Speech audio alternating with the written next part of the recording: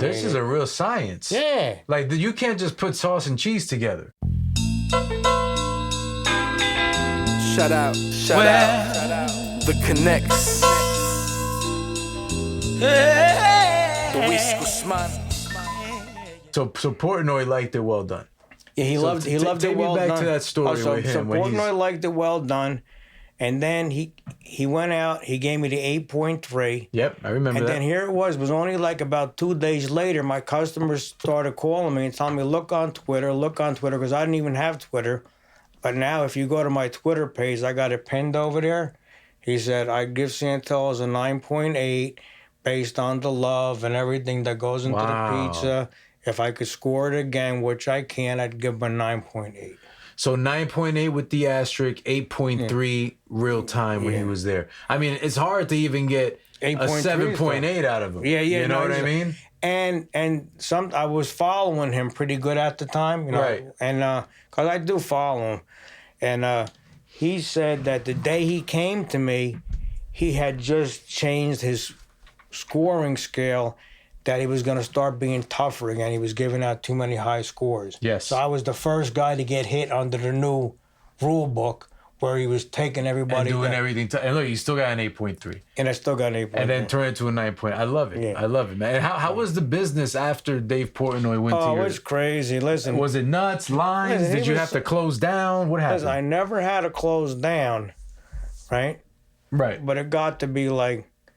Well, he'd be sending like an extra 50 people a day over there. Wow. Just off that one video? Yeah. And how long did that... And it's still going on 4 years later. Wow. He has a way, like if you're scrolling through Facebook, it'll pop up. It'll pop up, yeah.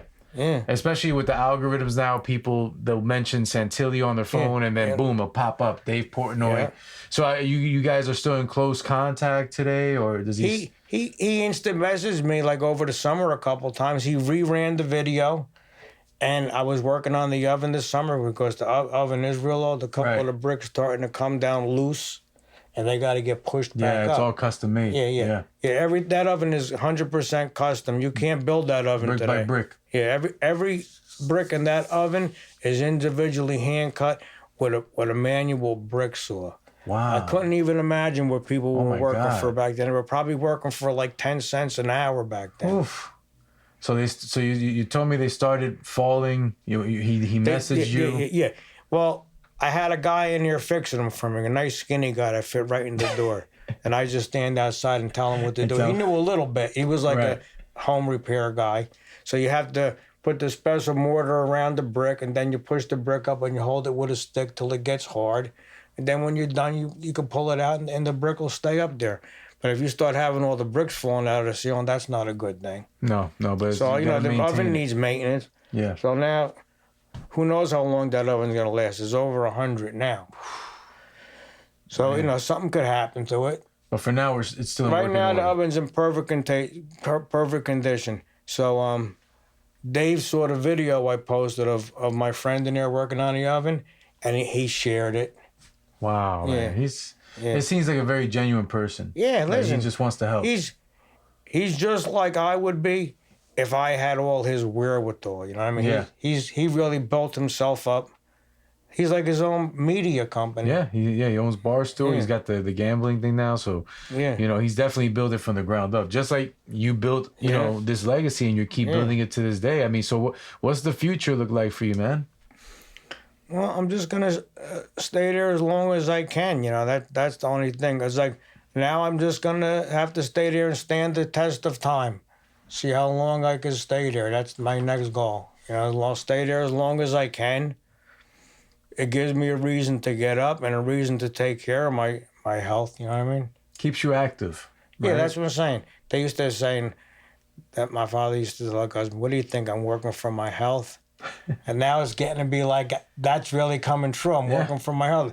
If I don't get up and test my body like that physically, then something could really go wrong. But that was been a blessing in disguise. The best blessing of having that business and having to go there and work so hard like that was if something was wrong with me, I'd have to go to the doctor and take care of it because else I wouldn't be able to go to work. Right, absolutely. Whereas other people, they could just run to the doctor and get a pill, and then they could sit home for 6 months, for a year, and then they wind up on fentanyl or something. So or everybody was on Oxycontin. Right. You know, I'm 66, but like for all the people that I grew up with, you know, I'm doing really, really great because Elizabeth, there was a lot of like rough characters over there.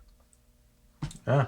And you're standing the test of time. Yeah, that's what I'm doing. You're doing it natural, man. And my thing is this, right? Who are you gonna give that next? You mentioned in the beginning of the podcast that when they handed you down the business, it was like putting a big tree on your shoulder. Yeah. Who do you have anybody in the winds that's gonna put that tree that you give them on their shoulder?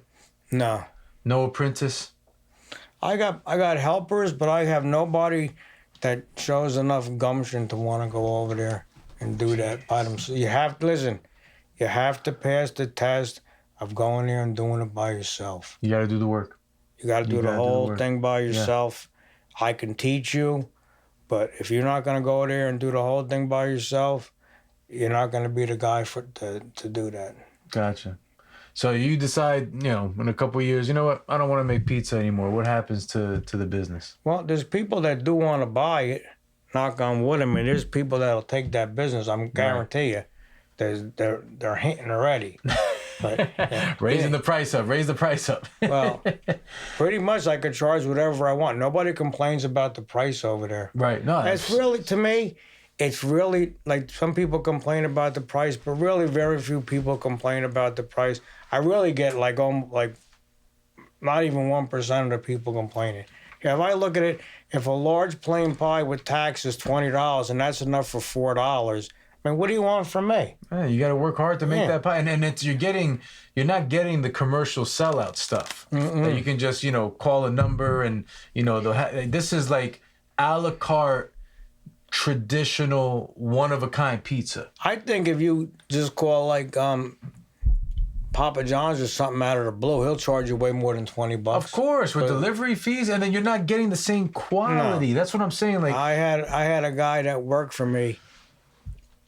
I think it was like New Year's Day or Christmas Day. He was dying for a pizza, and he called Papa John's. He didn't have a coupon. God. So whatever. He just got a pie and a soda. It must have came to $30. He was still pissed off. I don't know how many years later, how many times I had to hear the story. I was closed, and he had to call Papa John's. Oh, my God. And so, it was years later. Every time I seen him, I had to call Papa John's. I'll never forget that, They charged me $31. All I got was a pie and a soda. I didn't have the coupon. Well, speaking of numbers, Al, you got like 10 pies that are named after years, like 1940, 19... What is the significance I've been feeling creative. Yeah, what's up with that? 1940, the thing with the pies, 1948? Listen, it's so cool because my grandfather died when I was 6 months old. Wow. And the Italians, like, they revere the old ones. They want to live to 100. That's the goal. They revere these old people. So I was getting customers that were my grandfather's customers, quite a few of them. And he died in 57. So 67, 77, 87. They're still coming 50 years later to Santillo. And they tell me the pizza tastes exactly the same as it did 50 years ago.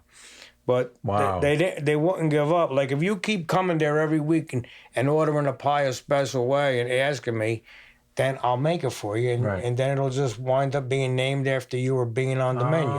That's how it happens. Say if you come there and get the same pie every week, eventually I'll have a pie named after you. Then if you stop coming, for whatever reason you move, it'll come back off the menu. Or if it don't sell, come off the menu. But the ones from back then, the first one was the 1957 because, I even knew that's the way that my grandfather made it because back then they only had one size pie, a 14-inch. 14-inch round. He didn't make Sicilian pies back in 57. They made a 14-inch round, and that was it. And it was probably weighed 14 ounces because my father used to say an ounce an inch. Ounce an inch. Yeah, and that's what he... Wow. Yep. So 14-inch pie. Was weighed 14 ounces. And now, a 14-inch pie, it can weigh whatever you want. But That's where the 57 came from. The people kept saying, make it like your grandfather. And you know what I remembered?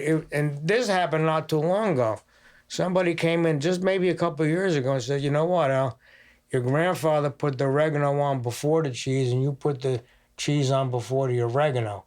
And I started thinking about it. And listen, I had a deja vu recollection, because then like it came back to me. This was like 40 years ago, maybe 50 years ago. Yeah. So I remember my father having people on the payroll making the pie, and him running around putting the oregano on top of the pie because they were forgetting to put the oregano. Wow. So he was putting the oregano on top to make sure the oregano was getting on the pie. Wow. But you're supposed to go in the sauce, because once you put the oregano in the sauce and spread it around like that, that activates the oregano. If it doesn't get into the sauce, it don't get activated. This is a real science. Yeah. Like, you can't just put sauce and cheese together. Shout out. The Connects. The Guzman.